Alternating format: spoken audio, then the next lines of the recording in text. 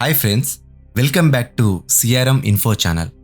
ఇతరులకు సహాయం చేయడం ఈ ప్రపంచంలో ఒక గొప్ప పుణ్యంగా అనుకుంటారు. కానీ కొన్ని సహాయాలు మీ వినాశనానికి దారితీస్తాయని మీకు తెలుసా? చేసే ప్రతి సహాయం పుణ్యం కాదని ఆచార్య చాణక్యుడు చెప్పారు. ఈరోజు మనం ఆ ముగ్గురు మనుషుల గురించి తెలుసుకుందాం. వాళ్ళకు సహాయం చేయడం అంటే మన కాళ్ళ మీద మనమే గొడ్డలు వేసుకున్నట్లు అవుతుంది. ఒకసారి ఆచార్య చాణక్యుని ప్రియశిష్యుడైన చంద్రగుప్తుడు అసలే చాలా దయగలవాడు కావడం వల్ల ఒక గుర్తు తెలియని వ్యక్తి కష్టాల్లో ఉండడం చూసి అతనికి సహాయం చేశాడు. అతనికి భోజనం పెట్టించాడు, డబ్బు ఇచ్చాడు, ఉండడానికి చోటు కూడా ఇచ్చాడు.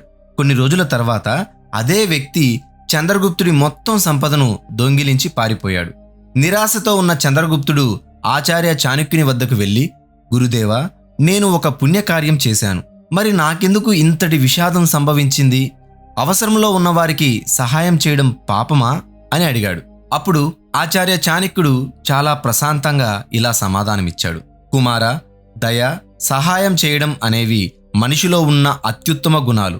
కానీ ఈ గుణాలను ఆలోచించకుండా ఉపయోగించడం నిప్పుకు ఆజ్యం చేయడం లాంటిది. సహాయానికి అందరూ అర్హులు కారు. విషం నిండిన పాత్రలో అమృతం పోసినా అది విషమే అవుతుంది.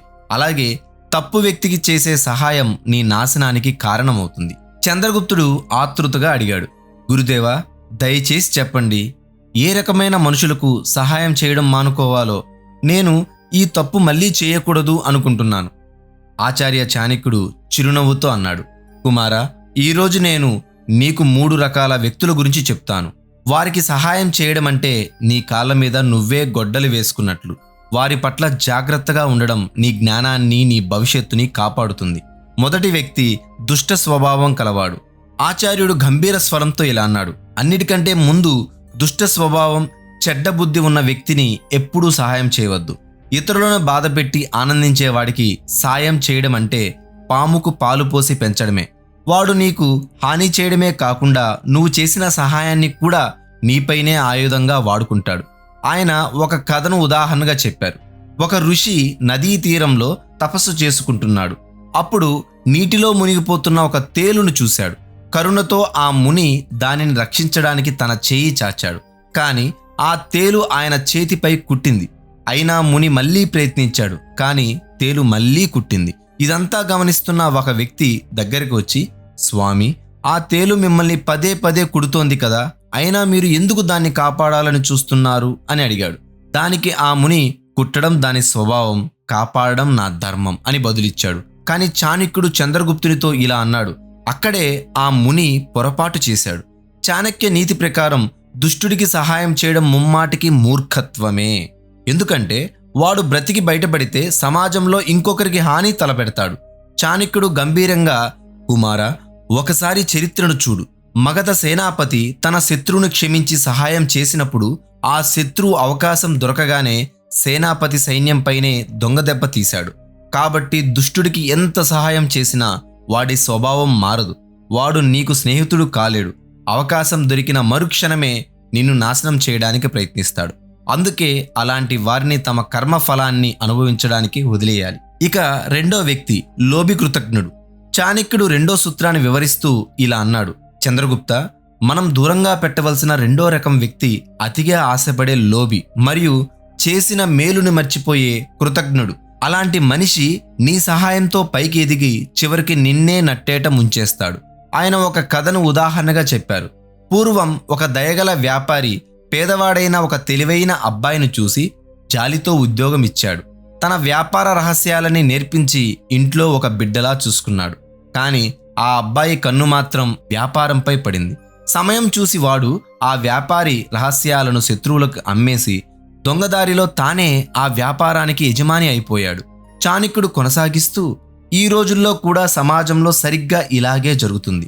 మనుషులు తమ తోటి ఉద్యోగులకు లేదా స్నేహితులకు సాయం చేస్తారు, కానీ ఆ కృతజ్ఞులు చివరకు వారి స్థానాలనే ఆక్రమించడానికి చూస్తారు.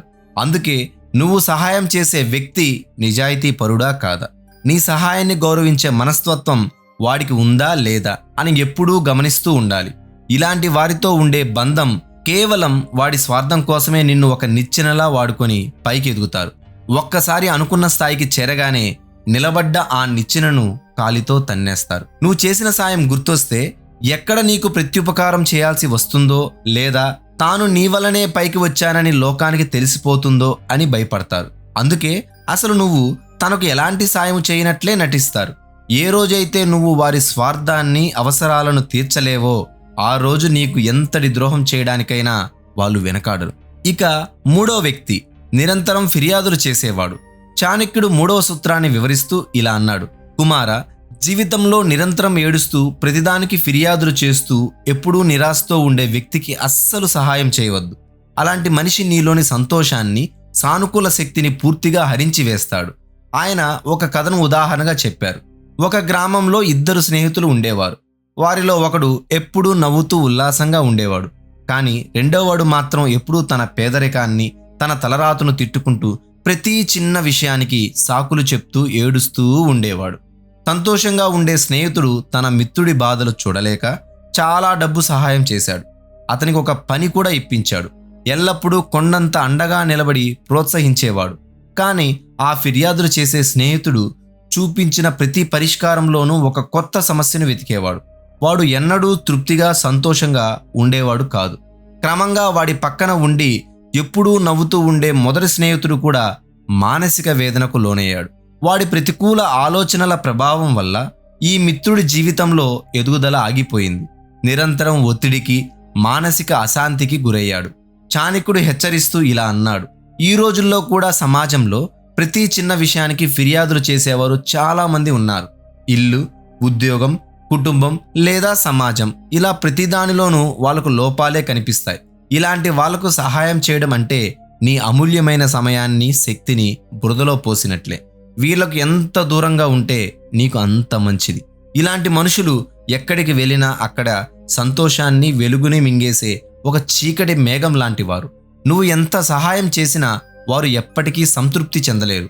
చివరకు వాళ్ళలోని ఆ ప్రతికూలత నిన్ను కూడా లాగి నీ పతనానికి కారణమవుతుంది. చంద్రగుప్తుడు ఆలోచనాత్మకంగా, గురుదేవా, దీని అర్థం అంటే మనం అసలు ఎవరికి సహాయం చేయకూడదా అని అడిగాడు. చాణక్యుడు చిరునవ్వుతో, కాదు చంద్రగుప్త, సహాయం చేయడం మనిషి ధర్మం. కానీ ఈ ధర్మాన్ని తెలివితో పాటించాలి. చాణక్య నీతి చెబుతుంది, దానం ఎప్పుడూ అర్హులైన వాళ్ళకే ఇవ్వాలి అని. నువ్వు విత్తనాలు సారవంతమైన నేలలో ఎలా వేస్తావో అలాగే నీ దయ, నీ వనరులను ఆ మనుషుల మీదే పెట్టు, ఎవరైతే దాని విలువను అర్థం చేసుకుంటారో.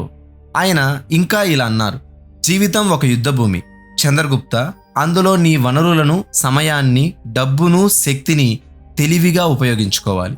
నీ సహాయాన్ని దుర్వినియోగం చేసేవారు నీ యుద్ధ ఆయుధాలను లాక్కుంటారు. అందుకే నిన్ను నువ్వు రక్షించుకోవడం నీ మొదటి బాధ్యత.